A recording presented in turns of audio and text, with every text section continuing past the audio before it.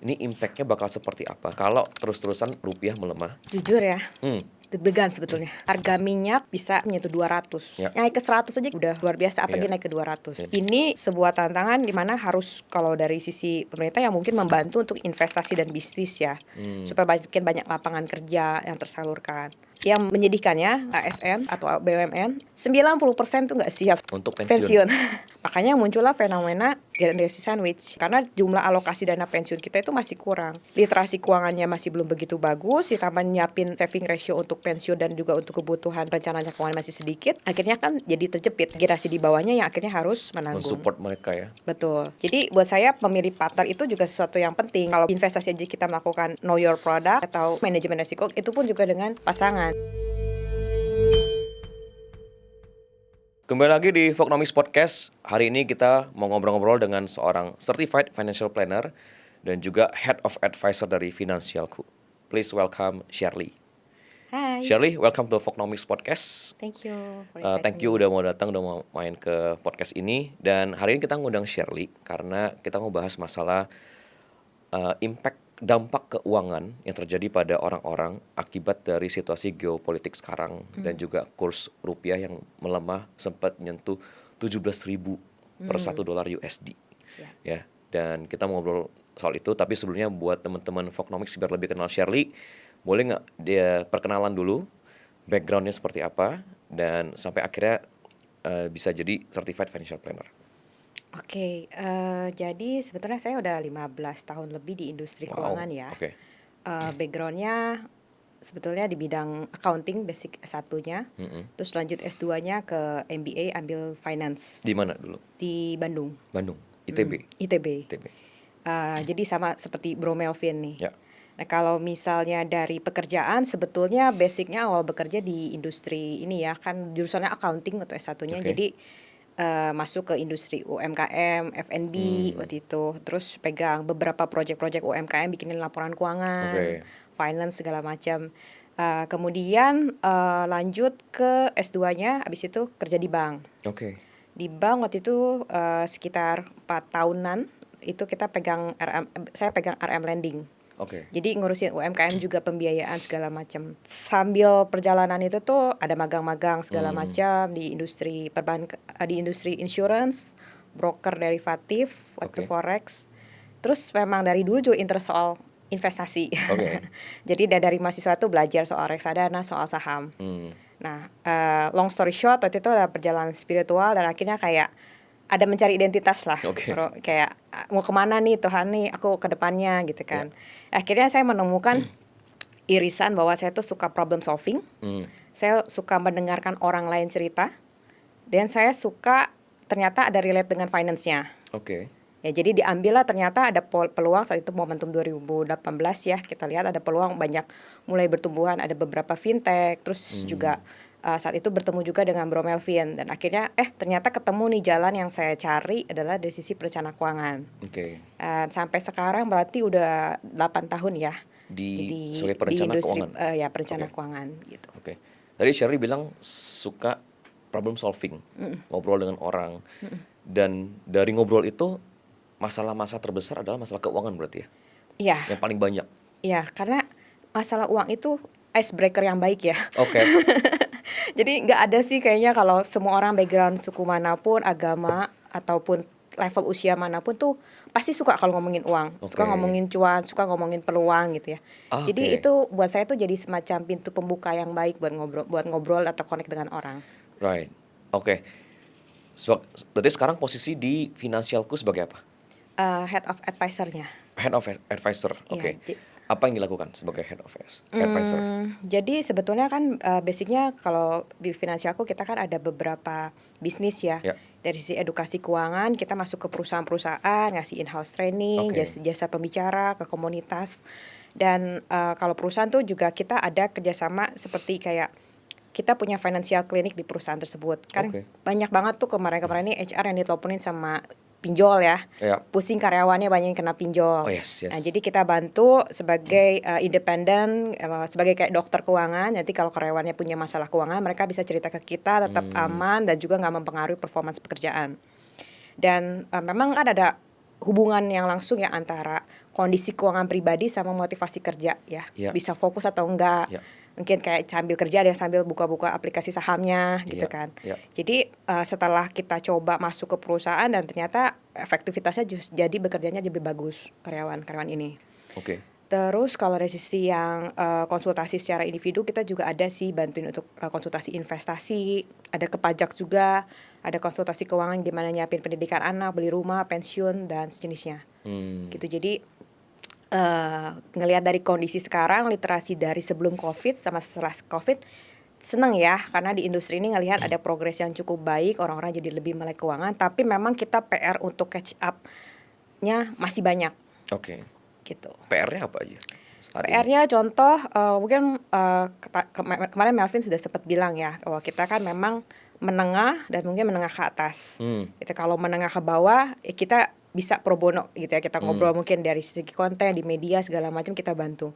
Tapi memang kalau dari segi yang menengah ini ya makin terjepit itu. Ya. Kondisinya mereka berurusan gimana ya strategi buat nambah penghasilan sebagai karyawan yang 9 to 5 bekerja, apa nih opsi yang bisa dilakukan atau dengan resource yang saya punya tanggungan tambah banyak nih, apa yang harus dilakukan, manage mana yang harus diprioritaskan keuangannya gitu. Jadi saya bantu juga kayak ngedesain, oke, prioritasnya step by step ini dulu kamu lakukan, nanti kalau kamu misalnya tahun depan udah lebih baik, ngobrol lagi lebih sama saya, bisa ngomong soal investasinya atau kita step by step jadi seperti kayak dokter ya gitu, didiagnosa dulu, kecek kondisi keuangannya, nanti didesain untuk investasinya dan seterusnya. Oke. Aku mau mulai dikit tadi Sherly kan ngomongin soal di HR lagi sering nih ditelepon sama debt collector ya. Iya. Dari observasinya Sherly, itu fenomena yang lagi meningkat nggak terjadi di perusahaan-perusasahaan kayak karyawan lagi banyak yang pinjol? Paling berasa itu 2024. Oke. 2024 tuh kayaknya lagi bener-bener saat itu kan banyak pinjol ilegal ya. Judul-judul juga baru masih awal-awal, ramai banget 2024, 2025.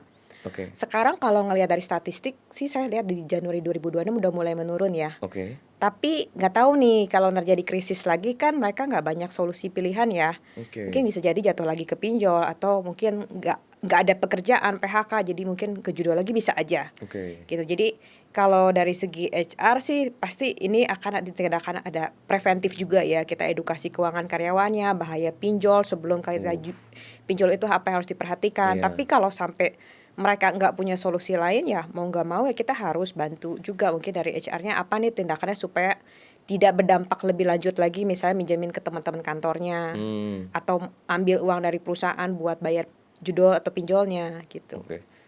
Ini judul dan pinjol ya di 2024 itu ya? Iya.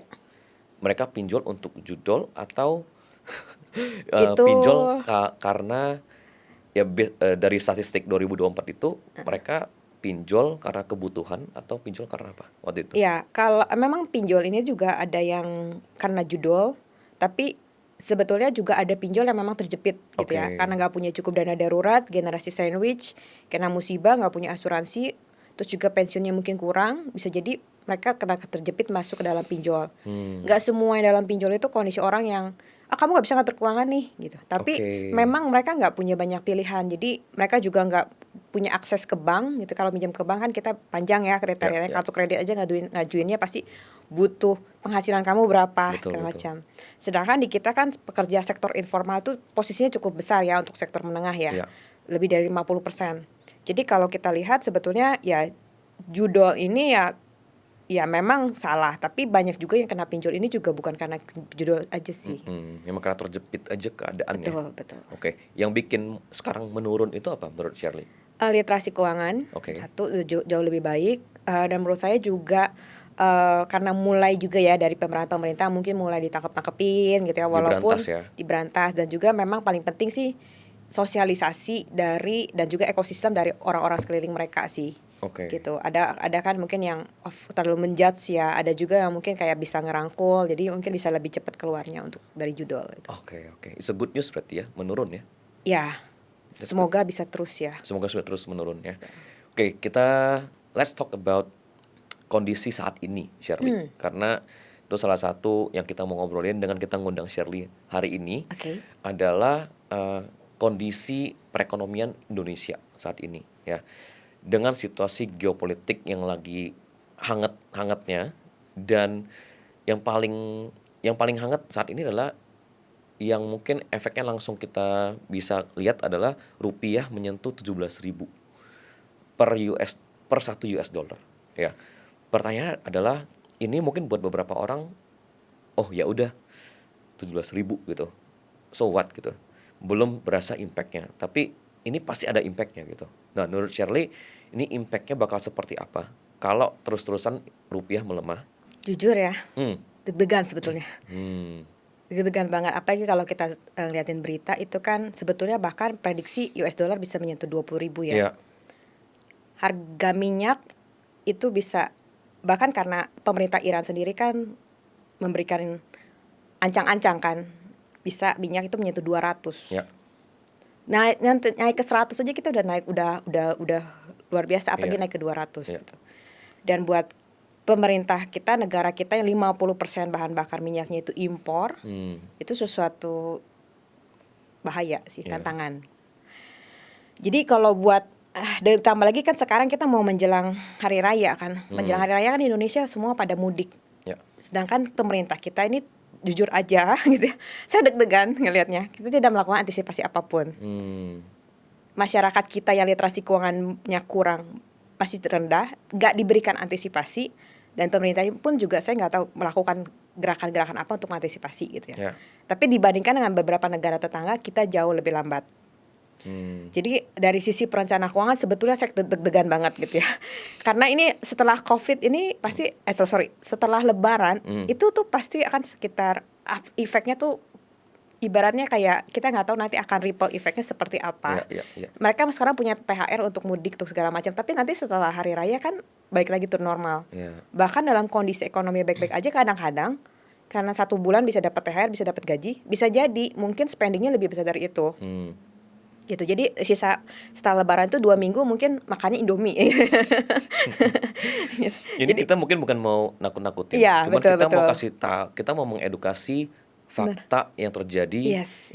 yang orang-orang seperti Shirley yang ngikutin perkembangan, Betul. yang literasi keuangannya sudah sangat baik. Betul. Ini bakal ada impact nih. Kita harus kasih tahu nih ke teman-teman Voknomics yang nonton ya. Betul. Jadi di luar daripada tantangan ekonomi pun saya mempelajari habitnya setelah Lebaran pun juga. Betul. Kita tuh biasanya juga uangnya habis gitu ya. Ya. Jadi kalau sekarang dengan tantangan yang ada, menurut saya kalau warga kelas menengah yang masih fokusnya adalah dinambah penghasilan dan pengeluaran, ngatur pengeluaran, satu adalah sebisa mungkin perkuat dana darurat. Oke.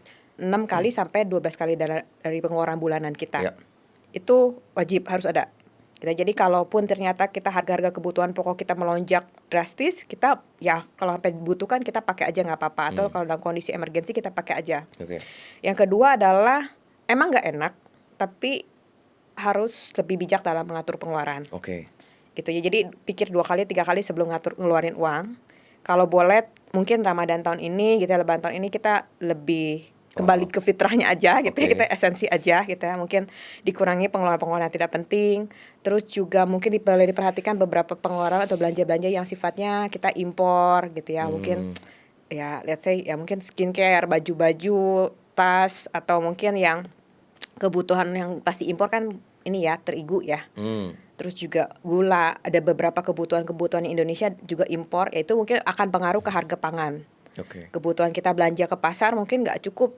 Kalau dulu mungkin bawa 200.000 belanja cukup, sekarang mungkin nggak cukup gitu ya nanti. Jadi itu perlu diantisipasi. Terus juga yang pasti adalah yang paling utama adalah transportasi ya.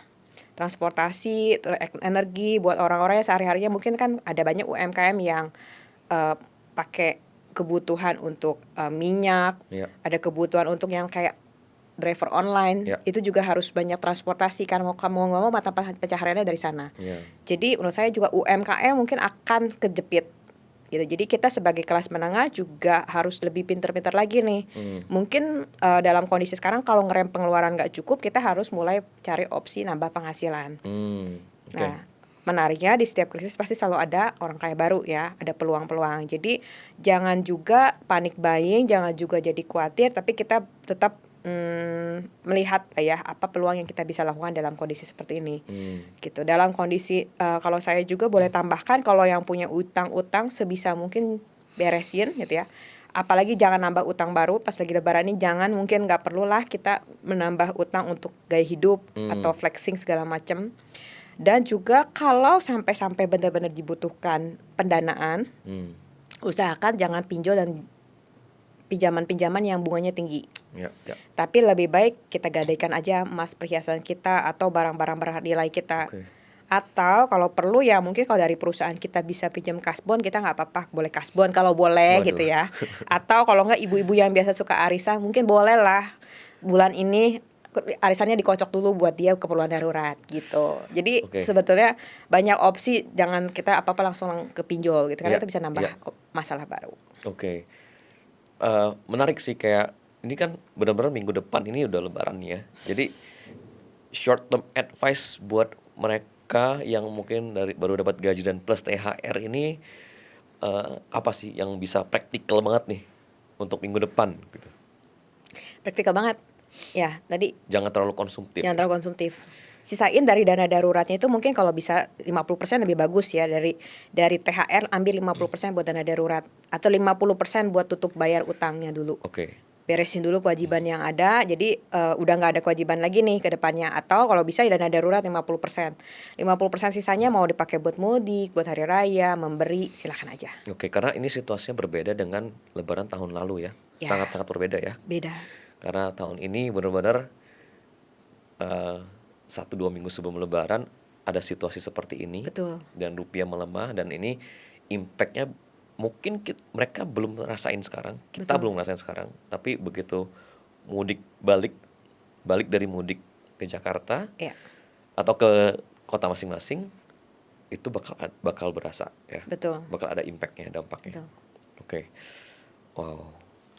Halo Voknomics, gue bisa banget relate sama teman-teman yang punya resolusi gue pengen dan wajib berkembang secara finansial memasuki tahun yang baru ini. Gue harus surplus setiap bulannya, gue harus mulai investasi, dan saldo rekening gue harus bertambah 3 kali, 5 kali, dan bahkan 10 kali lipat di tahun yang baru ini. Gue percaya kita semua bisa mencapai mimpi kita, tapi kita perlu mulai dengan langkah yang kecil. Dream big, act small. Mulailah dengan tracking pengeluaran kita setiap hari. Untuk itu, Voknomics mendesain sebuah produk yang namanya Voknomics Expense Tracker, sebuah tools dengan desain dan user experience yang simple dan menarik, yang bikin teman-teman jadi gampang dan semangat untuk input expenses teman-teman setiap harinya. Mari kita berubah, mari kita mulai sekarang. Sekali lagi bukan nakut-nakutin, tapi this is the fact. Betul. Ya. Kita berharap yang terbaik aja ya. Ya. Tapi mungkin kalau dari pandangan Shirley, apa yang hal terburuk yang bisa terjadi? Kita mungkin boleh, nggak apa-apa, kita sharing dulu aja. Yang pasti sebetulnya kalau menurut saya sih yang paling kasihan tuh orang-orang yang kerjanya sektor yang lepasan ya. Freelance? Ya, jadi kayak tadi driver online segala macam itu mungkin akan terdampak. UMKM yang hidup dari bulan ke bulan itu ngandelin harus kerja atau harus kayak driver gitu, paycheck to paycheck itu akan sangat-sangat terdampak. Kalau orang-orang yang menengah ke atas sih sebetulnya mereka pasti sudah punya investasi dan cadangan, masalahnya aman.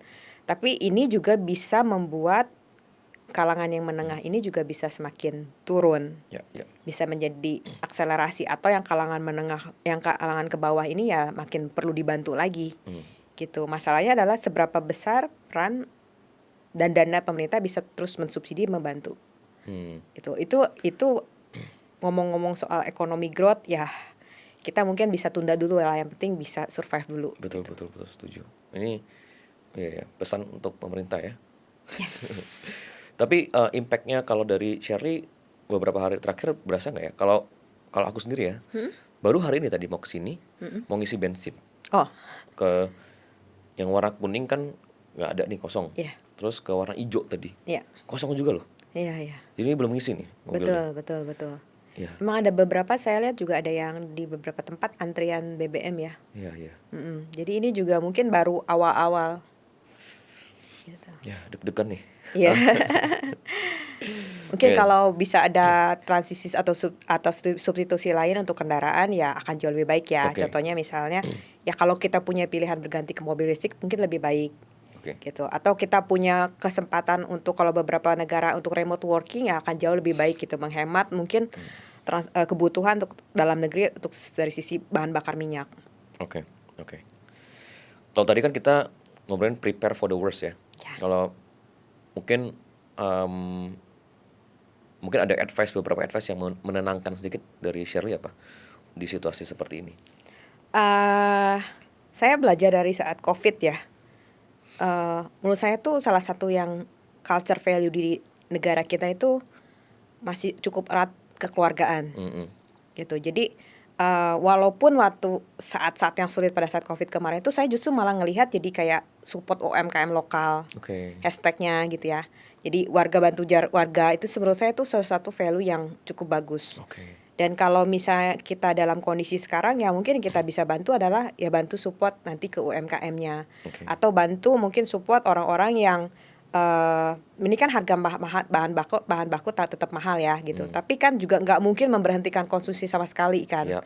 Gitu ya. Tapi sebisa mungkin ya mungkin kita bisa ya walaupun pilihannya sekarang mungkin nggak bisa makan yang terlalu mahal gitu ya, tapi paling enggak kalau di Indonesia itu kan tanahnya subur ya. Ya. Ya kita mungkin bisa kembali lagi melirik bahwa kita juga bisa beli dari hasil-hasil tani lokal. Oke. Memberdayakan kembali tanah-tanah kita gitu. Nggak bergantung pada impor-impor, tapi kita coba lihat lagi bisnis lokal kita yang belum diekspor, apalagi nih perikanan salah satunya gitu. Jadi kalau menurut saya sih mungkin kita juga di lain sisi baiknya adalah kita coba bisa ngelihat lagi ke dalam di Indonesia ini, kalau di luar daripada impor kita apalagi sih yang bisa dikembangkan gitu. Oke. Aku sempat ngobrol sama beberapa teman-teman yang mungkin di industri saham juga, di bisnis juga, banyak yang bilang kayak mereka lumayan gedein porsi untuk cashnya, cash reserve ya, dari entrepreneur juga, dari businessman juga, reserve cashnya diperbesar untuk situasi seperti ini. Menurut Shirley? Boleh. Jadi kita bisa melakukan tadi dana darurat, udah buat rem pengeluaran, terus tadi utang, terus juga dari sisi diversifikasi aset ya. Diversifikasi aset ini memang biasanya kalau kita bicara kan ada aset liquid. Aset liquid ini bicara soal aset dana darurat. Sebetulnya sekitar 10% biasanya minimum. Ya. Tapi kalau misalnya dalam kondisi sekarang boleh dibesarkan 10-30%. Itu termasuk liquid aset dan aset hedging ya. Aset hedging ini bisa bicara, aset liquid ini bisa bicara tadi mungkin rupiah, mungkin bisa ke falas, mungkin bisa ke reksadana pasar uang, deposito, money market. Terus juga aset hedging ini bisa bicara ke emas. Walaupun sekarang harganya tambah mahal, tapi memang kalau kita beli dan kita hold untuk jangka panjang ini juga bisa buat hedging. Protection ya 10 sampai 20 tahun. Kemudian kalau buat saya sih yang paling penting buat saya tuh aset yang generate cash flow. Oke. Jadi dalam kondisi sekarang andai kata misalnya kita kehilangan pekerjaan, misalnya kondisi UMKM ini jadi lebih menurun dan kita kehilangan pekerjaan, kita tuh masih punya aset-aset yang menghasilkan uang. Contoh ya dari properti yang disewakan, dari kalau dari aset paper aset ya mungkin dari obligasi, dari dividen saham gitu ya. Itu menurut saya lebih meaningful daripada mungkin kita hanya taruh di paper aset aja ya gitu. Tapi yang berikutnya lagi adalah sebetulnya buat teman-teman yang keuangannya jauh lebih siap, sebetulnya bisa memanfaatkan peluang juga karena banyak saham-saham yang lagi turun ya. Betul. Untuk pertumbuhan jangka panjang. Properti yang lagi turun juga. Ya, betul. Dan mungkin kalau kita dalam kondisi sekarang ini siap dan bisa tetap ambil posisi ya bisa aja memanfaatkan momentum multi-bagger atau beberapa saham yang masih under value gitu. Tapi hanya dalam kondisi masalahnya keuangan kita masih sehat atau enggak. Nah, itu yang harus dicek ya. Betul. Dan kalau mau cek di Finansialku bisa dibantu untuk cek kesehatan finansialnya juga. Ya, boleh ke cek.finansialku.com. Di situ gratis. Itu sistem. Ya, itu sistem. Oke. Karena kadang kita berasa kita sehat secara finansial, tapi setelah cek ternyata tidak gitu. Ya, itu memang umum aja sih untuk cek finansialnya. Kalau mau lebih detailnya memang ke sesi konsultasi sih. Iya, iya. Gitu. Oke. Shirley, di podcast terakhir aku dengan Bro Melvin, Melvin Mumpuni, kita ada ngobrolin soal kita ngobrolin soal statistik. Jumlah penduduk kelas menengah mengalami penurunan, turun level ke kelas menengah ke bawah gitu. Dan dan itu buat Bro Melvin sangat meresahkan ya. Karena daya belinya berkurang dan bakal mempengaruhi ekonomi secara makro katanya begitu. Dan menurut Shirley, eh, apa yang harus dilakukan gitu buat mungkin teman-teman di kelas menengah ini biar nggak turun level lagi gitu. Oke, sebetulnya kalau menyambung dari tadi kan kelas menengah itu memang kontribusinya ke konsumsi ya. Ya. Kalau di kita kan memang pertumbuhan negara bergantung kepada konsumsi ya. Jadi ibaratnya tuh kalau ilustrasinya saya tuh suka bilang jadi kayak anak tengah. Sering dianggap udah gede, diandelin suruh ngomong adik-adiknya, padahal sebetulnya dia juga masih butuh dibimbing, masih butuh dibantu. Sering dilupakan gitu ya. Nah, jadi kalau ngelihat dalam kondisi ini sebagai kita mungkin generasi kelas menengah yang kadang suka terlupakan gitu ya. Jadi satu adalah menurut saya tuh kita harus mandiri finansial gitu ya. Jadi kalau bisa memang kalau kita lihat dari, kan saya sering konsultasi sama karyawan dan teman-teman yang klien lah ya gitu ya. Jadi memang saya suka ngelihat data, kenapa kok sekarang banyak ya istri jadi ikut bekerja, dua orang ikut bekerja dalam satu keluarga. Kalau dulu generasi di atas kita kan mama-mama mungkin masih jadi ibu rumah tangga ya. Kalau sekarang secara tren jadi mereka suami istri harus ikut bekerja. Memang mau nggak mau kebutuhannya harus seperti itu. Karena kalau secara angka hanya bergantung satu orang, sedangkan misalnya satu keluarga itu punya 1-2 anak, zaman sekarang akan berat. Jadi dua-duanya harus bekerja. Jadi menurut saya mau nggak mau dengan generasi menengah ini, kalau kelas menengah ini mau nggak mau dalam satu keluarga itu harus ada sumber penghasilan lebih dari satu.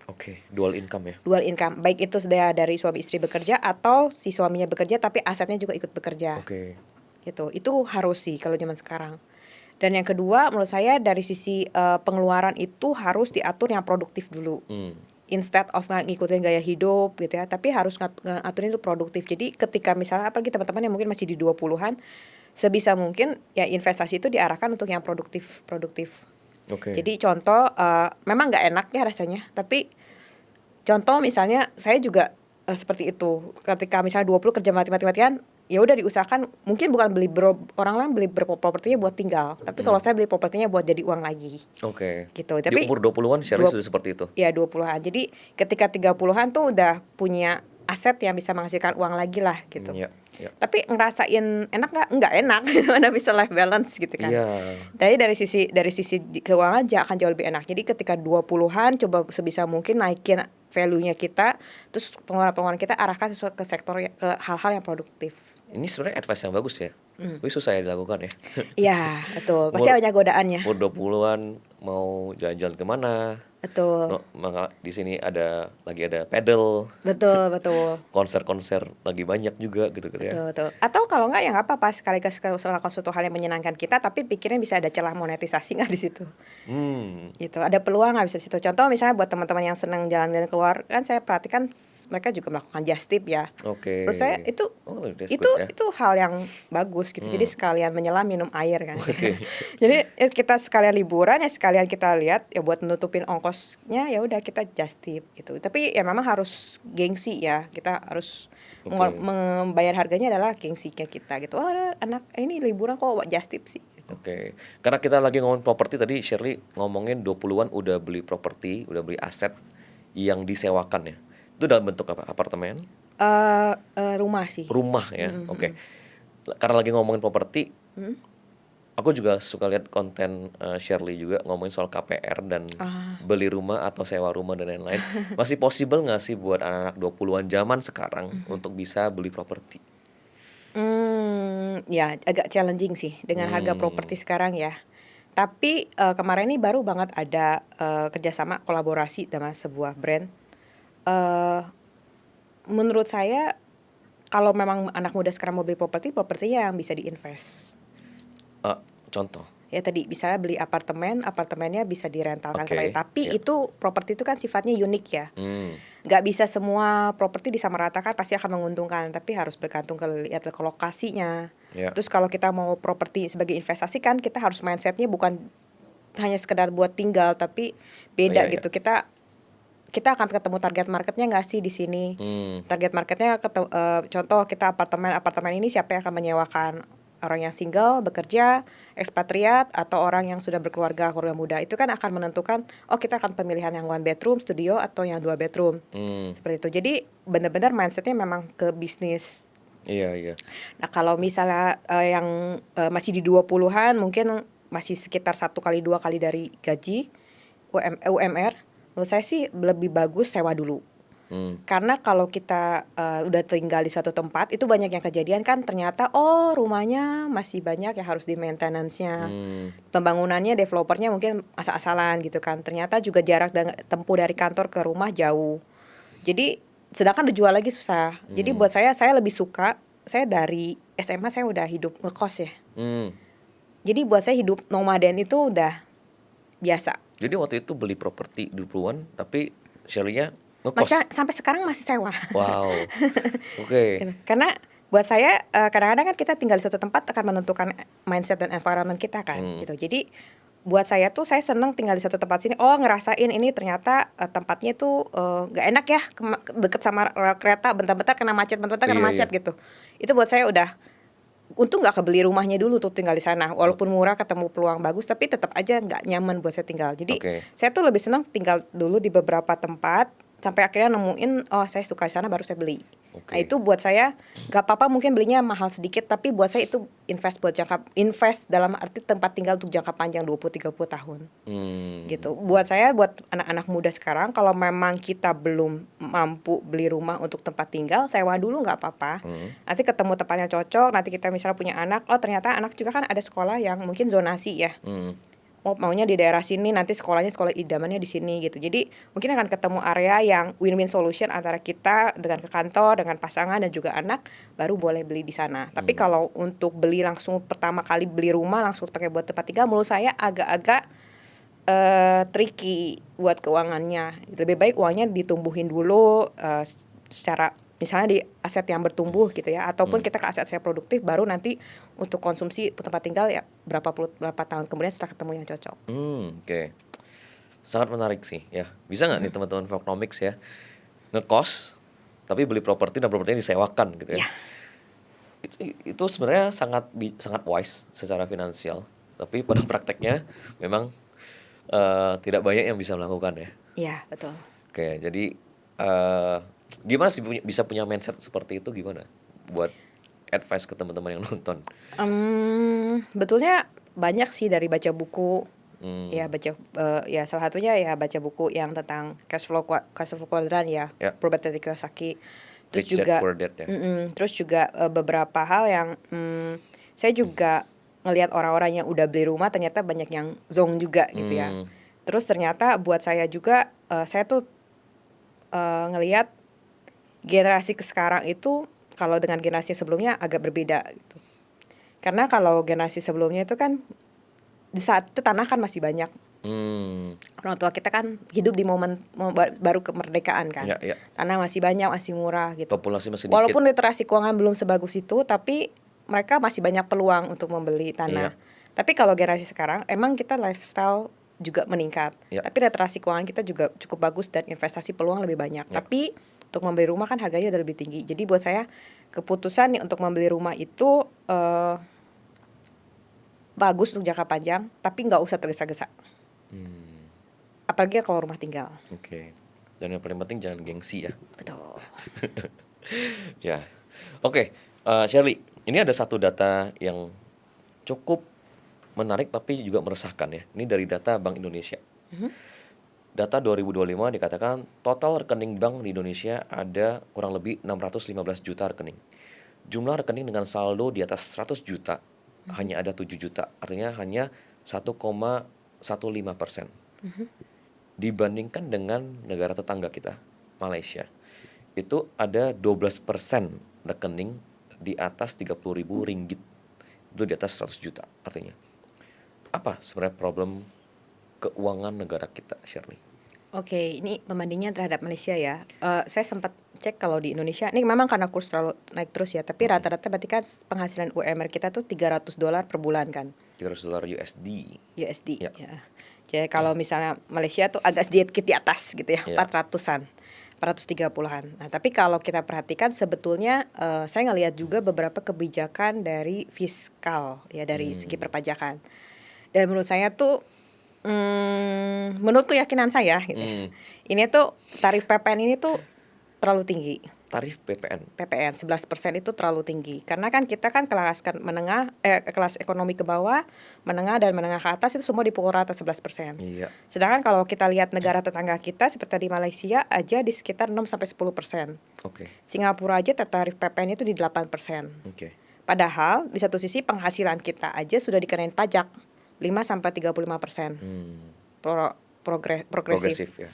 Tapi kalau dari segi PPN kita dipukul rata 11%. Oke. Artinya kan kita mau belanjain uangnya kita, terus kita harus bayar 11% untuk negara, gitu kan. Padahal kita penghasilan kita udah dikenain pajak. Menurut saya terlalu kebanyakan pajaknya, gitu. Jadi agak berat untuk ekonomi yang menengah ke bawah, sama menengah itu untuk dikenain 11% juga. Nah, kalau misalnya dari penghasilan kita 11%, penghasilan gross kita 11% udah dipotong setiap pengeluarannya itu misalnya contoh 100% penghasilan nih, 80% itu dipakai buat spending. Jadi 80% penghasilan ini setiap 80%-nya misalnya kena pajak 11%, PPN 11%. Itu kan besar ya, jumlahnya 8,8 kan. Kenapa enggak 8,8 ini mungkin dikurangi lah sedikit jadi 4%-nya itu. Lebih baik tingkatin buat tambahin pensiun buat BPJS pensiun. Potongan buat BPJS pensiun ini kan membantu buat teman-teman yang karyawan ataupun yang buat pensiun ini nanti di suatu waktu mereka bisa menikmati gitu. Jadi tarif PPN ini menurut saya juga agak sedikit besar dan bisa mengganggu untuk maksudnya saving ratio ya. Yang berikutnya lagi memang dari segi di Indonesia ini juga kan memang literasi keuangan baru mulai meningkat terutama pada saat COVID ya. Waktu 2018 saya ngomong kemana-mana edukasi keuangan dana darurat tuh banyak yang nanya apa sih dana darurat gitu. Tapi kalau sekarang ngomong dana darurat orang udah lebih familiar. Jadi artinya itu udah tanda yang bagus. Tapi dari satu sisi kalau kita ngelihat literasi keuangan masih di angka terakhir itu sekitar 67%. Inklusi keuangannya di sekitar 81%. Nah jadi kalau kita ngelihat memang jauh lebih rendah daripada negara tetangga kita juga di 80-90%. Artinya kita masih ada harus tingkatin secara lebih merata lagi. Dan kebiasaan kita itu kan Indonesia ini kita senangnya hidup family oriented ya, kekeluargaan segala macam. Kita juga cukup generous, seneng ngasih-ngasih nih buat keluarga gitu ya. Nah jadi ketika ada habit juga di dalam dan keyakinan di dalam orang-orang bahwa saya tuh juga mau nih atau saya juga ngasih ke keluarga itu sesuatu hal yang baik gitu kan. Mereka juga ketika pensiun kebanyakan juga pengen tinggalnya dekat dengan anak.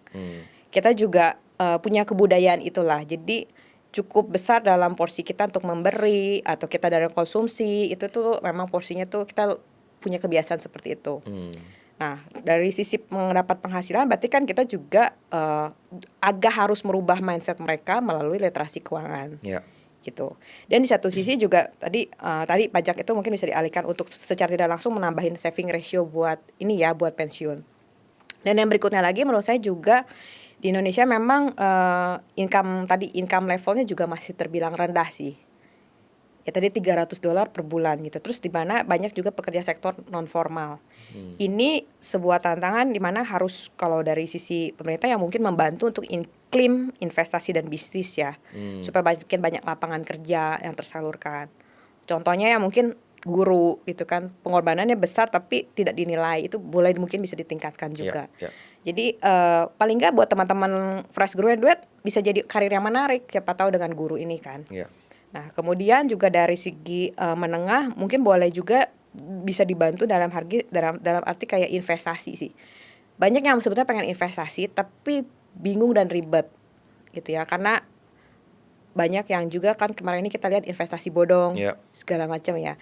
Jadi menurut saya akses terhadap investasi ini juga perlu lebih dipermudah. Misalnya contoh ya saham ya kita memang masih terus ya belajar untuk mengedukasi tapi contoh kadang-kadang buat teman-teman itu memang masih ada yang suka saham tuh kayak judi gitu. Itu udah kayak mindset tapi sekarang udah jauh lebih mending sih.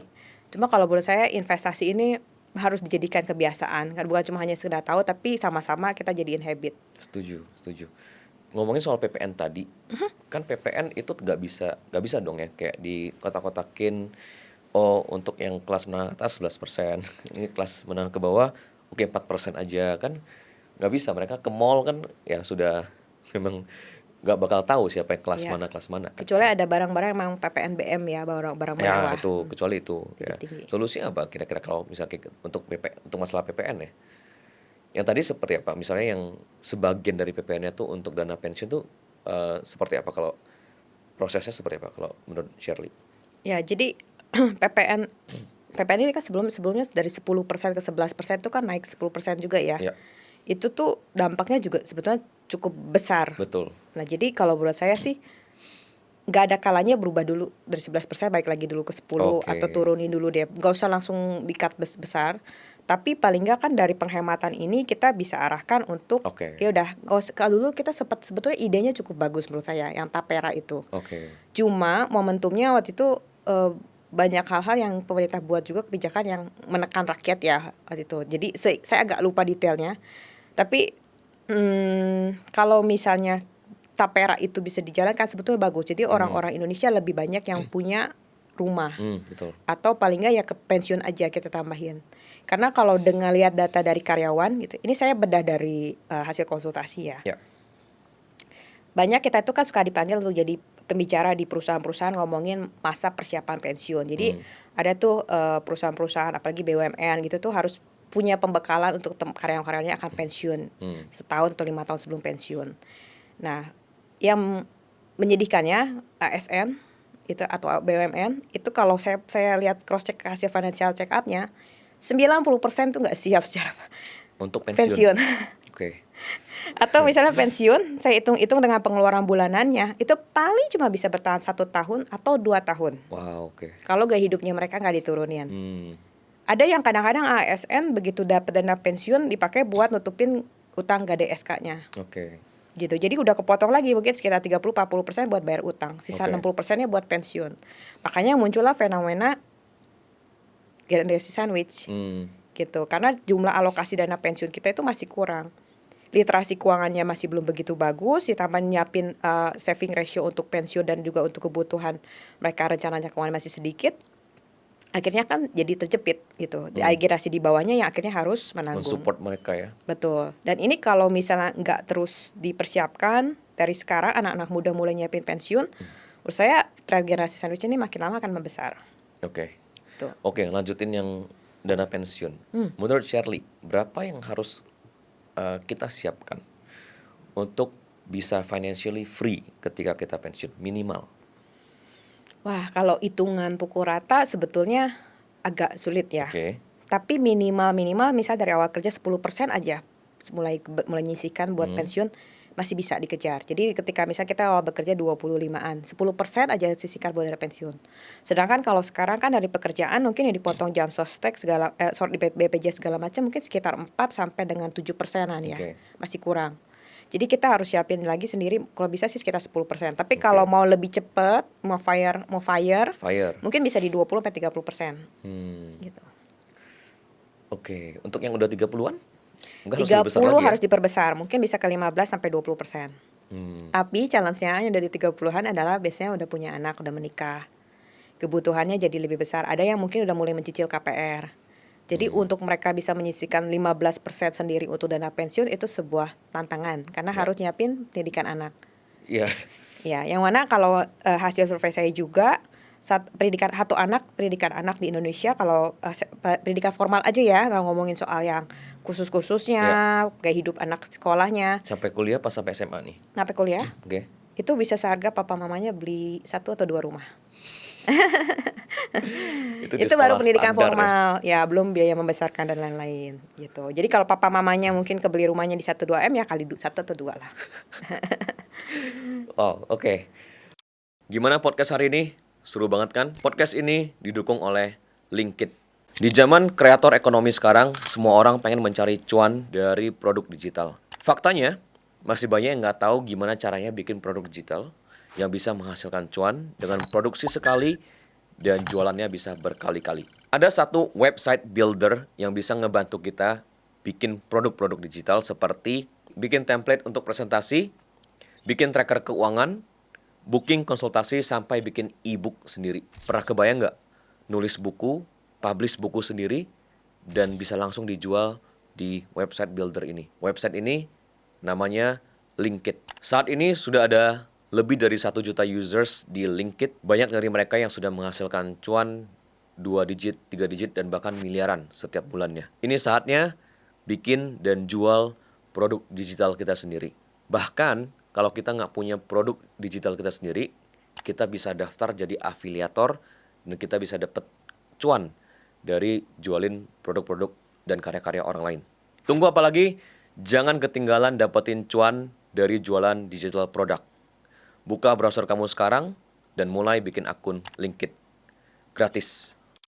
Bisa di reverse gak? Misalnya seseorang mau pensiun di let's say umur 50 atau 55 dan dengan let's say 20 juta per bulan penghasilan. Jadi dia mau pensiun dan bisa punya 20 juta per bulan sampai seterusnya gitu. Bisa di reverse gak? Dia harus punya berapa nih dia harus kumpulin berapa dulu untuk dia bisa. Itu ada hitungannya sih. Hitungannya ya. Oke, jadi kalau untuk kan kita coba simulasiin ya kok. Ini kalau buat teman-teman yang mau simulasi bisa ke kalkulator.financialku.com, itu ada tentang dana pensiun. Dipilih aja, di situ tinggal dimasukin angka-angkanya nih. Nah, ini saya udah coba disimulasiin. Jadi kalau kita mau mempersiapkan financial freedom atau pensiun itu sebetulnya ada beberapa metode. Tapi saya sering menganalogikan ini tuh kayak ibaratnya lari maraton. Buat saya yang nggak suka lari, itu lari 5 kilo itu sebuah challenge gitu ya. Tapi buat teman-teman yang suka lari itu 10 kilo itu biasa banget ya, half marathon biasa. Jadi kita itu harus mengukur kondisi kita juga. Nah, tapi kalau untuk financial freedom mulai dulu bisa manfaatkan mungkin yang basic boleh gitu ya. Kalau banyak orang di luar sana pakai 4% rule boleh. 4% rule itu boleh. Jadi tapi kalau kami biasanya udah dihitungkan dengan inflasi. Nah, kalau misalnya di sekitar hitungan dengan yang umum di standar 4% rule, 4% rule, itu tuh berarti kita harus punya aset 6 miliar. Jadi di umur misalnya mau pensiun di umur 55. Di umur 55 itu dia sudah harus punya 6M. Karena pakai rules 4% tadi. Iya. 4% dari 6M berarti 240 juta ya. 240 juta per tahun. Ya. Dibagi 12 jadi 20 juta per bulan ya. Iya, betul. Nah, itu kalau misalnya awal ya. Jadi kan kita misalnya sekarang dari umur 55 kan mungkin karir bekerja segala macam, kerja dulu milestone pertama yang mungkin 6 miliar. Tapi jangan berhenti di situ karena ada yang namanya inflasi setelah kita pensiun pun inflasi terus berjalan. Jadi kalau mau lebih nyaman lagi sebetulnya kalau kita tadi hitungan di kalkulator itu kejarnya ke 24 miliar. 24 miliar ya. Gede ya.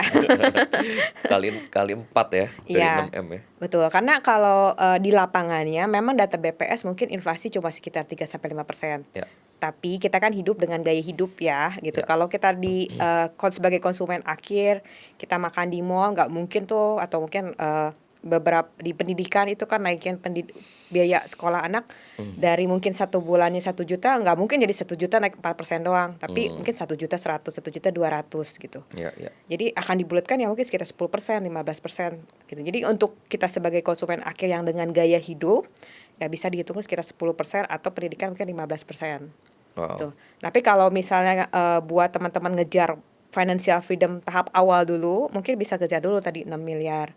Lanjut lagi sebisa mungkin kita mungkin nggak usah sampai 24 miliar, belum bisa ya udah nggak apa kejar dulu setengahnya mungkin sampai 12 miliar gitu. Jangan jadi berkecil hati. Setiap orang punya lintasan yang masing-masing, tapi menurut saya sih nggak ada salahnya kita melakukan simulasi dan kita juga coba, karena biasanya di dalam sesi konsultasi itu juga kita coba melihat potensi keuangan kita. Kalau dengan kondisi sekarang kita ngatur gaya hidup dengan seperti ini, berapa sih yang kita bisa kejar? Ibaratnya kalau kayak kita mau menabur, kita kan harus lihat benihnya ada berapa banyak yang tangan kita kan. Jadi kita juga melihat kita tuh punya tangan berapa banyak, supaya kita juga realistis ngasih kejar misalnya 24 miliar kalau ternyata per tahunnya cuma kekumpul 100 juta nih. Nah, biasanya kan orang langsung ambisinya kan ngejar saham-saham atau investasi yang sangat-sangat spektakuler, risky, pengennya untung cepat biar uangnya mungkin bisa lipat ganda setiap tahun gitu kan. Padahal kita juga lihat bahwa semakin tinggi keuntungan investasi berarti kan semakin tinggi juga resikonya. Jadi hitungan ini tuh sebetulnya untuk membantu kita kira-kira kasih goal yang spesifik dan juga kira-kira realistis dulu untuk Oke. milestone ke milestone berikutnya. Oke, penting sih ya milestone kecil dulu ya. Ya. Oke.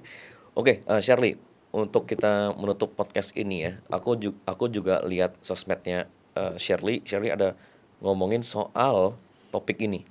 Memilih pasangan adalah keputusan investasi terbesar dan terpenting dalam kehidupan.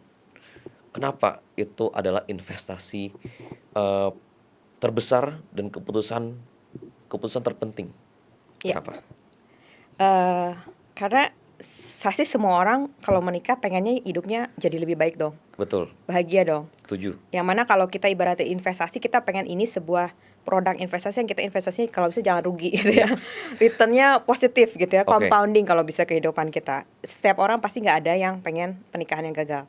Jadi buat saya memilih partner itu juga sesuatu yang penting gitu. Kita melakukan, kalau investasi aja kita melakukan know your product gitu ya, tahu risikonya, manajemen risiko, itu pun juga dengan pasangan. Kita harus KYC dulu lah ya, kita kenalin pasangan kita. Apalagi kalau kita bicara ini konsultasi sama keuangan yang rumah tangga gitu ya. Kadang-kadang saya sebagai konsultan keuangan, saya juga suka jadi merangkap konsultan pernikahan. Banyak loh, tapi jangan khawatir juga kalau sampai diperlukan, saya siap gitu. Jadi di depan saya tuh ada juga kadang-kadang pasangan yang sambil diskusi tuh sambil berantem dulu gitu ya. Itu biasa gitu. Kadang-kadang ada yang drama-drama dulu ya, biasa gitu. Jadi kebetulan kalau kita bicara soal keuangan rumah tangga itu kan masuk sesuatu yang lebih kompleks daripada kita lajang kan. Jadi menurut saya sih kita harus investasi dulu ke diri kita sendiri, baik-baik dulu gitu kan. Kalau kitanya utuh, kitanya juga punya independen secara finansial, kitanya juga bisa mengambil keputusan yang lebih besar daripada jadinya hanya terjebak. Mungkin beberapa orang harus memilih pasangan yang levelnya di atas gitu ya. Atau ada beberapa orang yang mungkin mau kondo atau segala macam istilah-istilah itulah ya. Tapi kalau kitanya sendiri udah punya keuangan yang lebih siap, kita juga punya pilihan yang lebih banyak. Dan di satu sisi juga kita mencari pasangan juga menurut saya penting sekali, karena kita ini kan produk dari 5 orang yang kita sering menghabiskan waktu. Artinya ketika ada relationship itu ada yang namanya pengaruh. Nah kita juga harus menyamakan kan, kalau dalam keuangan value-nya dia sama kita atau enggak. Bagaimana prioritas keuangan dia, apakah prioritasnya lebih ke keluarganya dia atau ke keluarga kita nanti yang baru. Terus bagaimana habit-habit dia dalam keuangan, karena banyak banget tuh yang sering punya rahasia gitu sama pasangannya. Gitu ya. Ada juga yang kadang-kadang tuh mungkin punya ekspektasi sama pasangannya tuh sekian gitu. Pengennya kamu naik level tiap tahun, atau pengennya istri ikut bekerja gitu. Jadi itu tuh harus banyak-banyak diobrolin. Karena ibaratnya kayak ya kita mau ngejalin sesuatu yang kalau buat menurut keyakinan saya juga itu adalah sesuatu yang sakral. Kalau bisa 1 kali seumur hidup kan. Jadi ya harus investasinya terbesarnya investasi waktu, kenali ke diri kita sendiri dan juga kita ke pasangan. Dan paling penting sebelum ketika kita berkeluarga kan nanti juga kita akan generasi berikutnya ya. Jadi penting juga untuk memilih partner kita ini yang juga bisa memberikan sesuatu hal yang baik buat anak-anak kita gitu. Wow. Ini adalah tips memilih pasangan hidup ya. Sekaligus. Jadi financial planning sekaligus tips memilih pasangan hidup. Banyak loh, banyak pasangan-pasangan yang mau nikah itu konsultasi dulu. Jadi ada, kita tuh dulu pernah ada pas lagi Valentine bikin program konsultasi pernikahannya itu tentang kayak finansial. Jadi ngetes dari segi finansial. Ngecek nih financial compatibility-nya kita gimana, personality pasangannya kita gimana. Terus kita persiapan ketika nanti menikah, misalnya contoh premarital check up-nya, perjanjian pernikahnya. Terus juga ada yang ngomongin nanti bagusnya sistem manajemen keuangannya seperti apa. Ada yang bahkan sama saya tuh cuma ngomong kayak, aku mau bayarin konsultasi buat pasanganku, tapi bilangin ke dia ngatur keuangan yang bener tuh kayak apa. Jadi dia tuh mungkin sungkan kali ya ngomong sama pasangannya jangan boros, belajar investasi gitu, tapi dia nggak enak. Kan kadang-kadang kita malu-malu ya ngomongin uang sama pasangan kita, tapi kita pengen tahu, kepo. Jadi juga bisa lewat konsultan juga. Jadi akhirnya ngobrol-ngobrol, bikin punya sesi dia sendiri, ada sesi pasangannya. Terus ya adalah yang sering kasih Mbak, kasih tahu dong ke dia supaya nanti bisa lebih investasi, gimana tips and triknya gitu. Jadi ada yang seperti itu. Tapi juga melebar nggak dari yang memang konsultasi finansial jadi ya karakter, personality dia. Ada karena kita ada Kan kayak berhubungan semacam kan sebenarnya. ada ke survei segala macam gitu juga. Jadi kira-kira kalau dianya masih bisa terima ya lanjut silahkan gitu. Dan menurut saya itu juga penting ya kalau secara sekarang kan pemerintah juga karena tingkat perceraian cukup tinggi karena masalah keuangan, jadinya juga ada bimbingan pranikah ya. Dan ini bisa dimasukkan sebagai salah satu sesi juga ngomongin soal uang. Soal keuangan ya. Oke, that's good. Thank you Shirley. Dan untuk menutup, to close this podcast, ada nggak satu advice keuangan terburuk yang pernah Shirley dengar dan harus kita hindari? Jadi saya kalau isi seminar atau pembicara itu ya selalu kan ditanyain berapa sih alokasi investasi yang benar, gimana cara ngatur uang, alokasi uangnya, pos-pos keuangannya gimana. Kalau kita baca kayak tadi itu sama kayak 4% rule lah ya. Alokasi keuangan pos-pos berapa 10, 20, 30, 20, 30, 50 itu tuh cuma rule of thumb. Sama kayak kita bicara seminar keuangan kan kita nggak tahu kondisi keuangan setiap orang bicara. Jadi kita mungkin bicaranya sesuatu yang umum. Nah, jadi kadang-kadang ada orang-orang yang mungkin nonton YouTube atau nonton ikut acaranya telan mentah-mentah, oh berarti saya harus 20% dari tiap gaji mungkin diinvestasikan. Padahal sebetulnya kalau lihat kemampuannya bisa 30% atau 40%. Atau kadang-kadang ada yang jadinya kayak udah ada stigma sosial bahwa saya tuh tadi ngomongin pensiun jauh banget gitu kan. Jadinya akhirnya malah nggak mau memulai sama sekali. Nah jadi buat saya ketika kita mau ngikutin advice apapun yang ada di YouTube ataupun di seminar apapun, itu jangan semuanya telan mentah-mentah, tapi lakukan ke diri sendiri. Financial awareness-nya, kayak financial check up segala macam. Karena banyak banget tuh yang ternyata telan mentah-mentah. Jadi datang ke saya tuh, Mbak saya ngikutin kata si ini, investasinya alokasinya butuh sekian. Gaji sekian harus dialokasikan kemana. Jadi ikutin yang prinsip-prinsip rule of thumb itu. Padahal sebetulnya kondisi keuangan dia nggak seharusnya begitu. Atau kadang-kadang ada yang telan mentah-mentah advice investasi harus ke saham-saham yang begini. Gitu ya. Padahal kondisi dia ngomong itu mungkin udah 3 hari yang lalu rekamannya gitu ya. Udah berbeda lagi marketnya. Terus juga dia telan mentah-mentah harus masuk waktu dulu tuh banyak yang euforia ke kripto ya. Nah itu banyak banget juga yang nyangkut segala macam.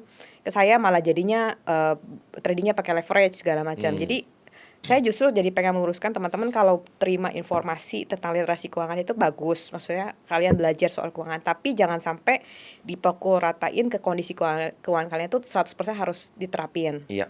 Gitu, karena belum tentu ibaratnya kayak dokter pasti kalau bisa sakit kepala kita kan kasihnya mungkin paracetamol dulu. Tapi akar masalahnya apa nggak bisa disembuhkan dengan paracetamol.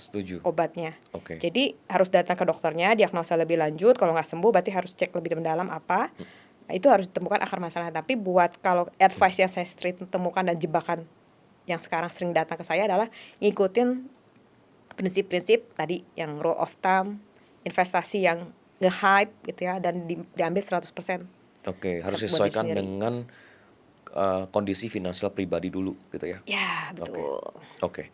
Thank you so much Shirley untuk sharingnya di Vocnomics Podcast ini. Selalu menarik kalau kita ngomongin soal uang, soal pensiun ya, soal financial freedom juga ini. Ya, selalu menarik dan aku percaya juga banyak banget edukasi dari podcast kita hari ini. Ya, thank you so much. Kita bisa ngobrol-ngobrol lagi di lain waktu. Thank you. Vocnomics.